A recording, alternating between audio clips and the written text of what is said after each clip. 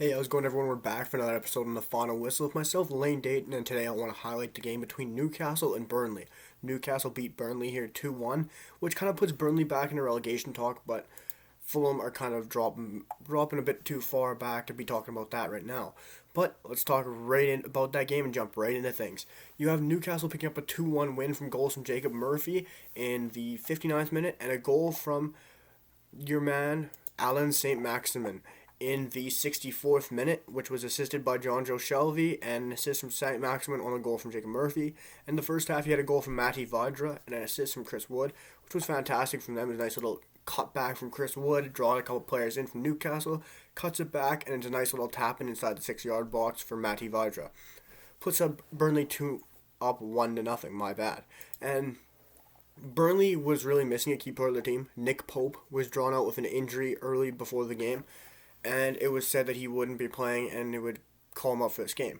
Which Nick Pope for Burnley is a massive loss, but Newcastle really didn't have a lot of shots. But I think on the one Murphy goal, I think Nick Pope would have saved it. It was a nice placement by Murphy. It was a pass back from about the 6-yard box from St. Maximin to edge of the 18. Murphy, it was like a placement, kind of curve, kind of powerful shot. Used left foot, bends it into the far side of netting. I mean, it's against Farrell in net for Burnley, and if you had Nick Pope, 6'7" goalkeeper in net, it's not going in. It was a very good hit from Murphy, I gotta say. It was a very good shot. But if you have a goalie up to Nick Pope's caliber, England top goalkeeper, I think he's the best goalkeeper in England, besides Dean Henderson, who's up there too. But when you're 6'7" and it's curving in with enough power, it would be nip and tuck to see if Nick Pope would have kept it. It's harder for another goalie who's not 6'7", but if you have a guy who's 6'7" like Nick Pope in net, he's gonna keep that out. I would have to say it's gonna be a close one, but yeah, he's gonna keep that out. But you're used to a Burnley 4-4-2 old English block style. Yes, they played the 4-4-2 block style, but they were dominant in this game. Burnley 57% possession, 4 shots on target, 24 shots in the entire game for Burnley, compared to 10 for Newcastle. Newcastle still has five shots on target, one more than Burnley, don't get me wrong. But Burnley were dominant in this game. Extra 100 touches, extra 100 passes. They ran this game, Burnley. And to see them lose 2-1 is just, I wouldn't say it's a credit to Steve Bruce for managerial masterpiece, but he brought on Allan Saint-Maximin, who should have been starting. But it was a super sub made. Obviously, he was going to come on. If Steve Bruce didn't sub him on, he would have been yelled at and scounded by the Geordies. But he had to make the sub. Yes, we can praise him. Fantastic sub by Steve Bruce. Yeah, but I could have made that sub. St. Maximin should have been starting the game. He comes on, instant impact. I think he was subbed on the 56th minute, 59th minute. Sets up Jacob Murphy, like I said, for that nice goal. And then 5 minutes later in the 64th minute, picks it up from inside his own half, right down the middle of the field. Beautiful run from St. Maximin. He's got the strength. He's got the speed. Takes it inside, just in the edge of the 18-yard box, just inside of it. Fake shot, sells 2 defenders. I can't remember if it was Tarkovsky or me or who was on that side. Fakes them both out, dummies them. And then he cuts back onto his left, and it's a beautiful finish into the bottom right corner of Burnley's net. They literally couldn't do anything about it. Burnley, yes, they played very well, very attacking, very good game by them. But I think credit's got to go to Newcastle and Allen. Only 2 guys I think can really be credited for the win here in Newcastle. It was an okay performance, but when you're giving up that many shots to a team like Burnley and Sean Dyche, you can't be giving credit to them. Yeah, they did come back and win. Good job, comeback. It shows they have some resiliency and don't want to go down. But the only guys I'm gonna give credit to, and I'm gonna start a new segment where I give man of the matches now for my match reactions, and people could say give your man of the match to Allan Saint-Maximin. He was tremendous. He had a goal and assist. Everyone's going to give it to him. I'm not going to give it to him. I'm going to give it to Martin DUBRAVKA. DUBRAVKA was fantastic. If you haven't seen this game, go back and watch the highlights. He made some beautiful saves. Unbelievable. He made one, I think it was Kieran Clark or Paul Dummett, 1-2. It was a ball into the box from Burnley, an obvious free kick where Burnley is always dangerous on. And one of his defenders went to clear it, and they mishit it, and it was deflecting to bottom right corner of their own net. And DUBRAVKA somehow manages to react and get it out of his net. It was unbelievable the way he got to it.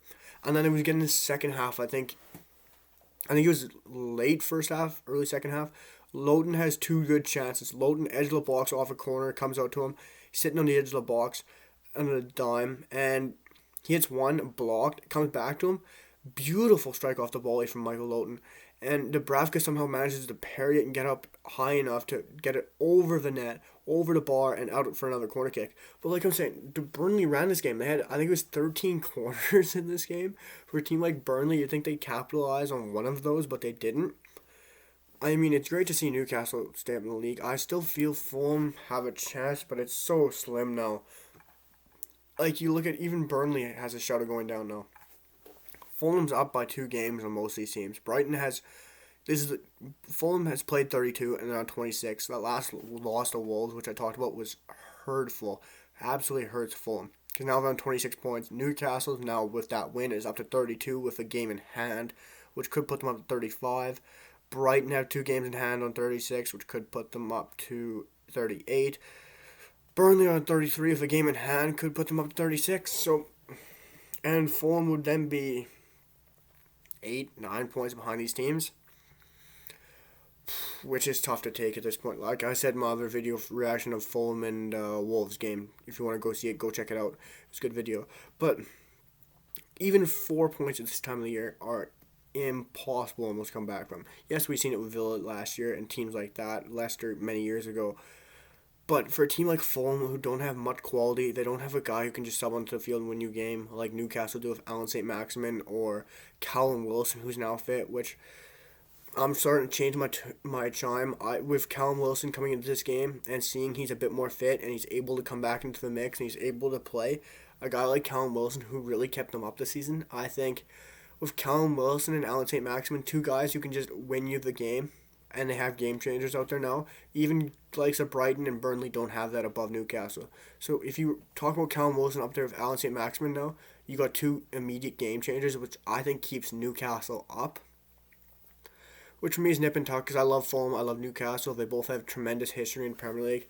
I was hoping to see Brighton or Burnley go down, but somehow Graham Potter kept that team up with the little quality they have. And Burnley, Sean Dyche always works his magic, somehow keeps them up.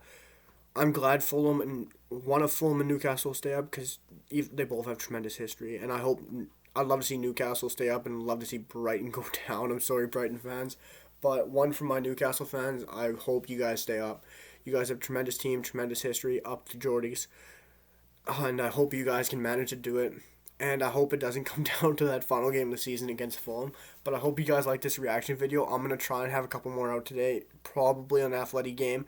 Another one for the Man United game. And I'll try to do one for West Ham Leicester. Get some videos out there for you guys. Hope you guys enjoy this one. Let me know what you want to see in the comments. Give me your feedback. I'd love to see what you guys have to say. Thank you very much. And I'll see you guys in my next video. See you guys.